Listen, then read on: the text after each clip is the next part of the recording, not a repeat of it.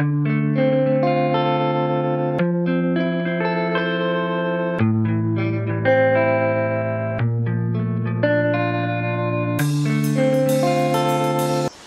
a few questions I want to answer from the last video I did where I was wearing this jacket, just showing you what I carry in here. Now,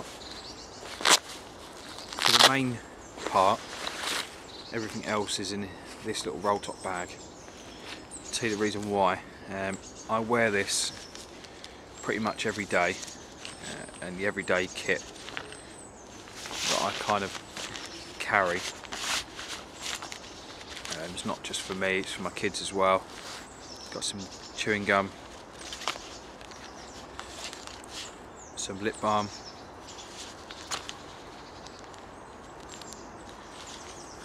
got a bic in there if we're in the woods. I got some hand moisturiser, some Steridex, it's quite important just for my kids more than anything, and some tissues. There's not really much else that goes in here. My emergency phone charger, my Duracell charger, sometimes goes in there. What is good on this jacket is it's got this little ring to secure stuff to. So normally when I'm walking about, I've got my gloves, I'll hook them on with a carabiner on the outside just when I've taken them off and I'm doing bits on there. So this jacket has this top pocket, it's got one Velcro bit, then it's got an extra security bit of Velcro. Fantastic made jacket. It's got a storm flap there, Velcro, zip. It's got a Velcro on hood. It's fantastic, pile lined like my Buffalo, but a lot better. So then you've got these hand warmer pockets. You see the zip goes up to open, just because it's easier to shut with gloves on to pull down. You know, I've got my hand warmers in there at the moment. I've normally got 15-foot of paracord, but it's tied around the tree holding my hammock up at the moment. So attached via a little bit of paracord I've stitched in. I'll tell you the reason why in a minute. Hooked on with a carabiner is this little mini kit, and in this kit I've got a 1 litre water bag with purification tablets, signal mirror, pencil, waterproof paper, a little, like my fire striker, or generic actually, it's the one we sell in our store, an ultra bright light. I've got my buck, not sure what make, a little knife, and then I've got Dermasafe blade, Dermasafe saw, Acme tornado whistle, mini bic lighter, a button compass, tampon. Not quite sure what fire lighting material I've got. No, I've got a tampon, and I know I've got the fire still blank. I've got some duct tape, some electrical tape, a large sewing needle, stuff like that. Yeah, I just carry this around with me all the time. Now, these are hand warmer pockets, and they are open quite a lot. Now, I've been on a few little hunting trips. Let me just turn my stove off.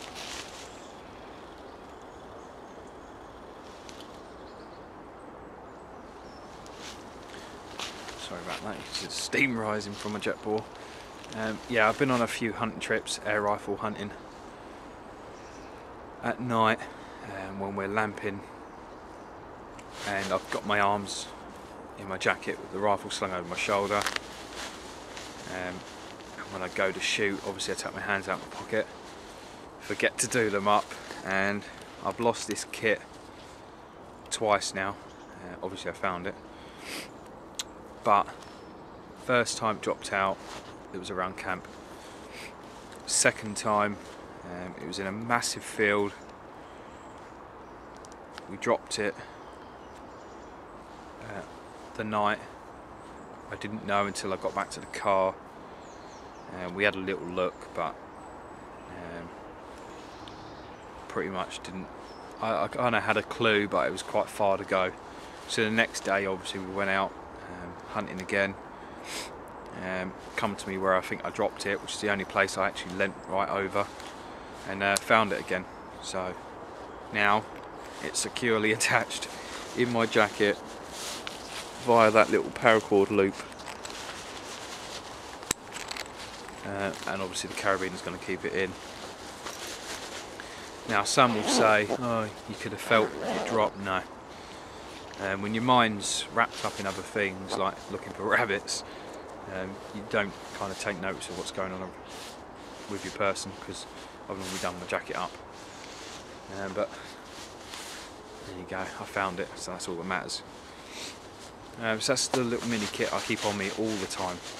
It never comes out of this jacket unless I had it in my hammock for warmth. I took it all out and I hung it up on the line above. When I get up, stick it on, I put everything back in my jacket. It's kind of what makes it ideal, that it's one in this pocket, one in that pocket, and everything's together. I just wanted to show you the rucksack. I bought this a couple of months ago. I've used it 3 or 4 times now, really loaded out. One time had 72 pounds of gear in it, in weight, and the hip belt and the shoulder straps carried it really well. And this was a winter trip where I carried all the water in. I had something like 7 litres of water, 7 kilograms, you know, it's a lot of weight. So the pack I'm talking about is the Vango Contour 60+10 with a quick adjust back system. And you'll see, as a whole, it's quite a nice looking pack as well. It's not something that I went for straight away, but it did look good. This is the first backpacking specific bag I've bought. So it has a bottom compartment and it has cinch down buckles. Has some nice mitt or glove friendly zip pulls there. I like those. It's a good feature. It has a compartment or a segmenter. Segment the bottom to the top, so you can put wet gear and dry gear at the top, tent at the bottom, and, you know, quick access gear. I keep my sleeping bag and my under blanket, my hammock, my tent booties and my spare socks all go in the bottom. Quick access gear without going into the top. So on the side it has these mesh pockets. If you undo the cinch, I've just got my water purification kit here, but they're quite big pockets. You can't get a water bottle or anything in, but snacks and stuff ideal. Just stick that back in there. The sides have cinched down. You can actually keep trekking poles or stuff in the netting pocket and do that.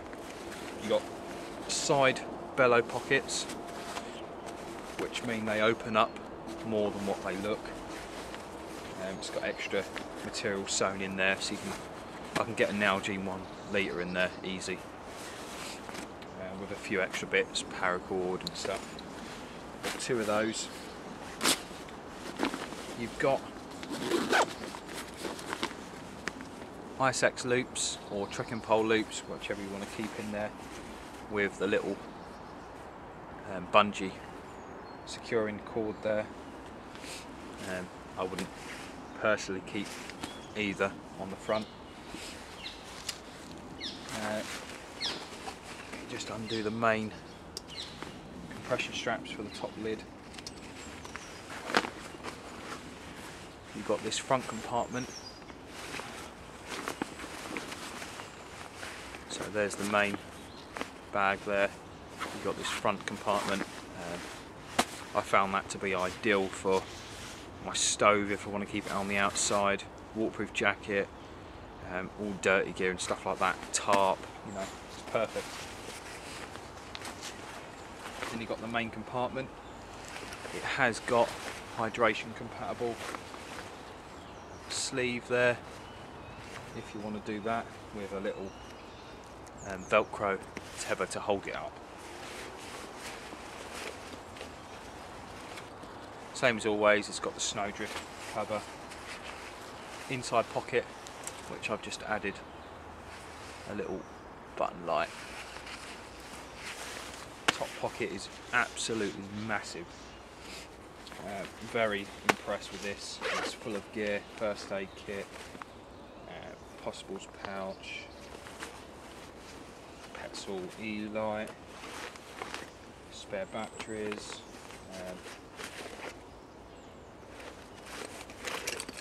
this little kit I keep in all of my top of my bags. I've only got one of them, but I transfer it every time.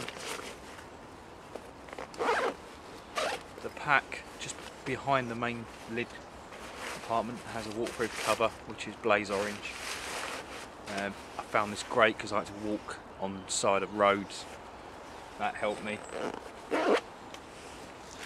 But I do carry this Sil Nylon green waterproof cover, which I had on yesterday when it was chucking it down. Obviously blaze orange is going to stand out, green isn't. So the back, it's got a good haul loop there, good padded shoulders and a good hip belt, and that's what I look for. The bag is actually adjustable via this little lift up Velcro strap. You know, if you want to adjust the system, if you've got a small back or a long back, this is perfect for that kind of thing. Whistle on the sternum strap, the buckle, perfect. It's a nice little bag, it's done me well so far. I'm going to be taking it to Wales along with a mountaineering pack as well, because we will be doing a bit of alpine climbing and walking, but that's going to be my main camping pack, so we are going to be wild camping. Just thought I'd show you that. I kind of recommend it, it's a good buy, and with the store going bust, Millets and Blacks, definitely the time to get in there and buy the kit you wanted, because it's at such a silly price, you can't really turn it down. So that's the Vango Contour 60+10. Right, I am all packed up. Done my final sweep. I know I've packed everything because I know what I brought, but if you bring little bits or loads of little bits, it's good to double check. I've took the paracord off the trees, so I carry 2 lots. Some paracord. Again, I was holding, I said my hammock, it wasn't, it was my tarp. The trees that I've picked are way too far apart, but you can always improvise. Luckily my hammock is long, and the whoopee slings are quite long with the tree straps, so I've got it in an all-in-one system now. Whoopee slings are attached to the one end of the tree strap via a soft shackle, and then the carabiner goes around the tree, connects onto the rest of the tree strap, pulls tight, same again on the other side, and then you just tighten up the whoopee sling, and hey presto.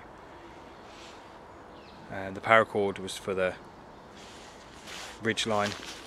Now I always thought I had a really long ridgeline. Turns out it's not actually that long. Hey, so it goes. I pack my bag, sit in my bag on the seal nylon rucksack cover. Stops the bottom of the bag getting filthy. I probably won't wear it on the top, but it's just there, just to stick my pack down on. Everything's got in my bag quite well. I did have this jacket in there coming up here. Let's just take the hood off, pack the hood, gets in the way. Just shove that down into the front pocket.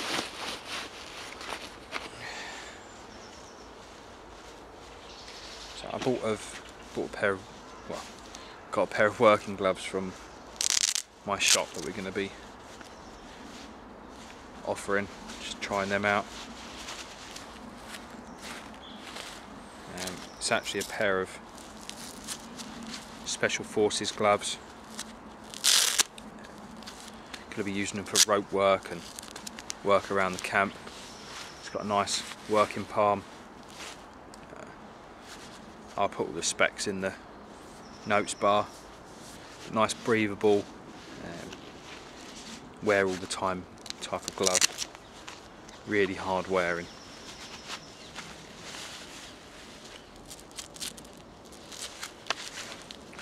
I like them, they've got the Velcro wrist and then they've got this other attachment. I don't need to touch that though. Yeah, it's kind of acts like a warm layer as well. Nice stretchy on the outside. So I'm going to be testing them out around camp. I'm actually going to go for a little hike around the woods now. Some really nice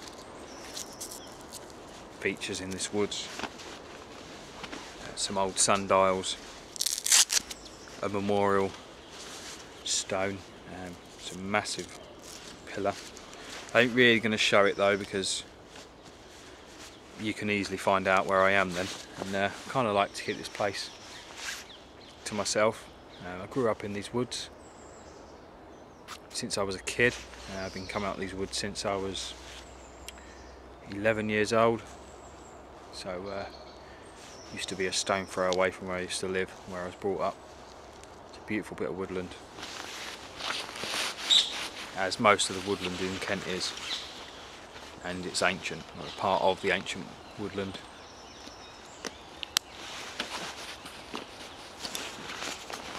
So with all my gear packed, I'm going to set off, and I'll probably end the video here now as well. So I'll catch you on another video. Thanks for watching.